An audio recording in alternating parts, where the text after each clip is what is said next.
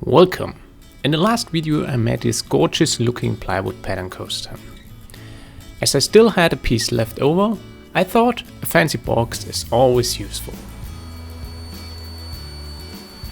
As always, I started by rough cutting the side panels for the box. The box will be squared and have a dimension of 170 square millimeters.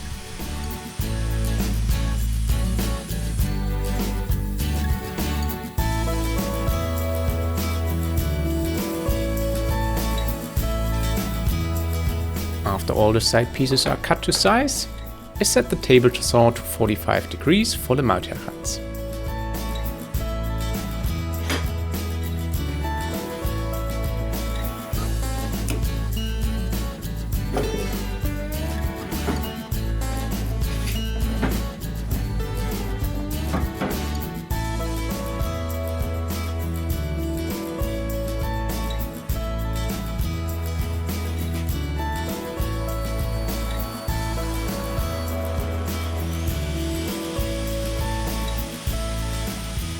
Getting into the first cut, I checked the angle and continued with all the 4 panels and all the 8 sides.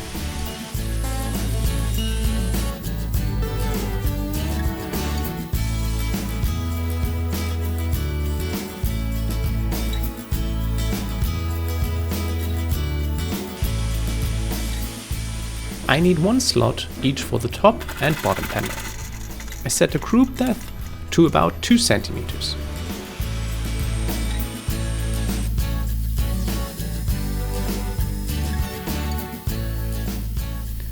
The bottom is made of simple cotton wool. I checked the cutting width and needed to adjust the table saw just a tiny bit.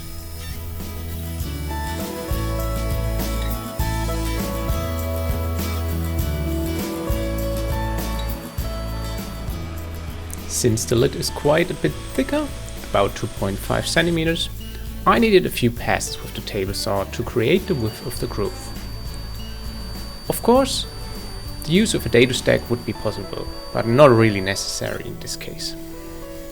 So I continued cutting the groove, changing the table saw to the right size, cutting the groove again, until I reached the perfect fit.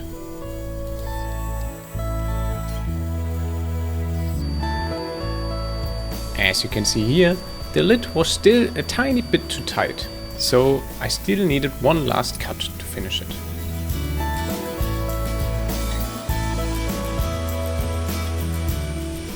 After all the side panels were cut down, I continued with the bottom panel.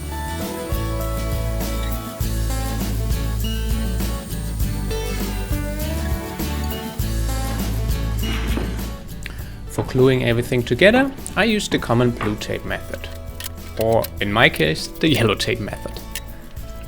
You just need to attach some tape to the back of the panels. Adding some glue to the cuts between the panels.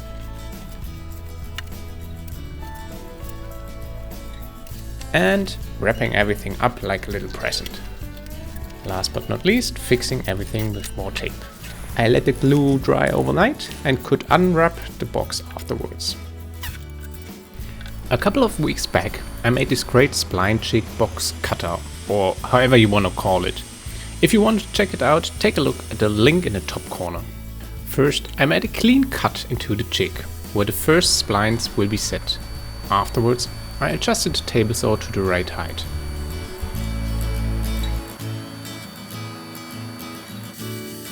And then it was time for the first test cut. I used a clamp here to fix the box in precision. As you can see, the cut was perfect, so I continued with all the 4 corners. After the first corners were done, I flipped the box over and continued on the other side.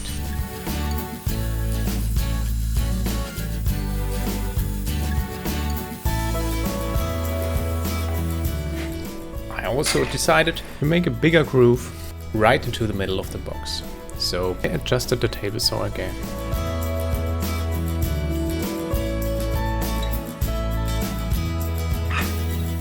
Fixing the box to the jig and cutting the 4 edges.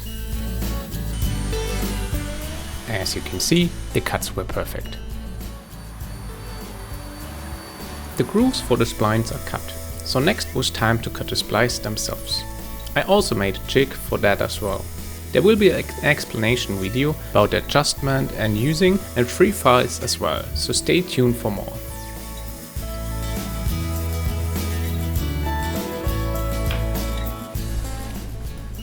To glue the splines into the grooves, I used simple wood glue.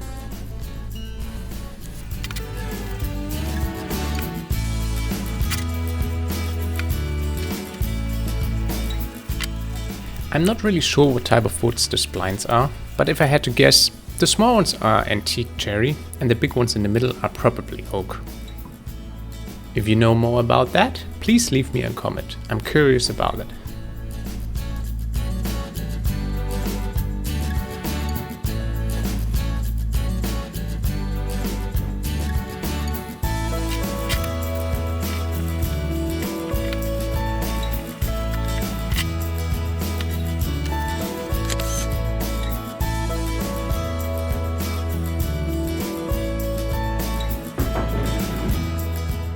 Before sanding, I shortened the overhangs with a Japanese saw.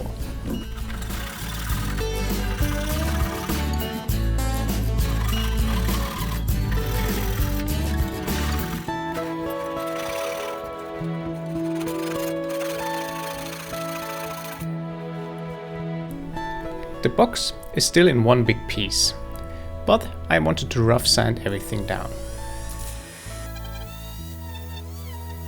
I used 80 grit for the rest of the splines.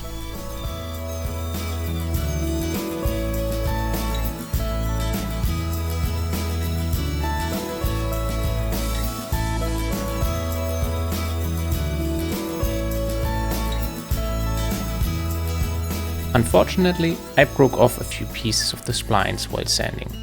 I glued them again with a bit of wood glue and scraps I had left over.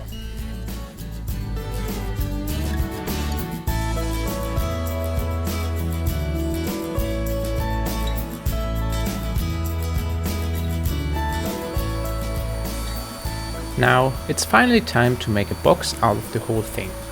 Unfortunately, I made a big mistake here and forgot to secure the edges with some tape before cutting to avoid tear out. In a bit you will see that will lead to really bad tear out at the edges, or even at the faces.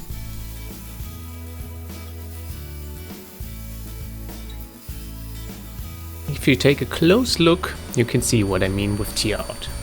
Even some pieces on the faces were broken off. Again, I took some time and glued some pieces on again. If you want to learn from my mistakes, take some tape before cutting.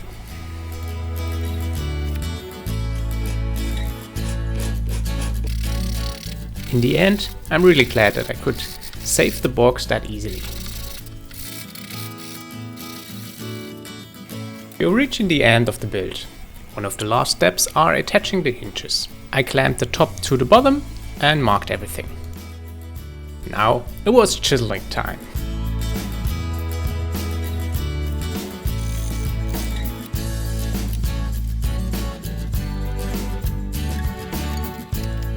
Drilling the holes for the hinges and attaching some screws, finished everything up.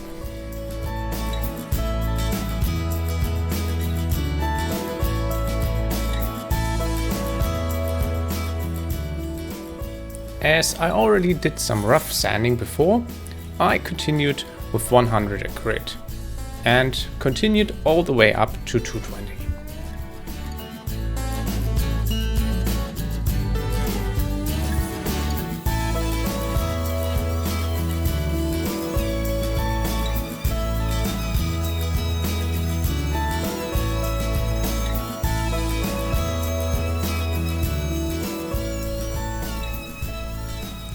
For finished, I used walnut oil, but I wouldn't really recommend it here, especially if you want to use oak for splines.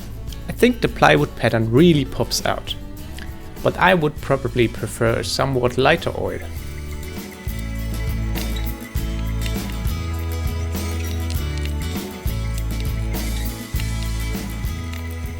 Let's take a look at some finished photos. I'm not 100% pleased with the box, especially with the oil I'd mentioned. But I think all in all the plywood pattern is really good looking, and I highly recommend you to build one by yourself. If you want to check out more of my stuff, I would be pleased if you subscribe and like that video, so more people can find my stuff. If you're also interested in background stories and other cool photos from my project, jump over to Instagram and follow me there. You can also take a look at my webpage, ToTechBase.com, if you're interested in plans, projects or other free stuff for you. Until then, I hope I see you in the next project. Thanks for watching.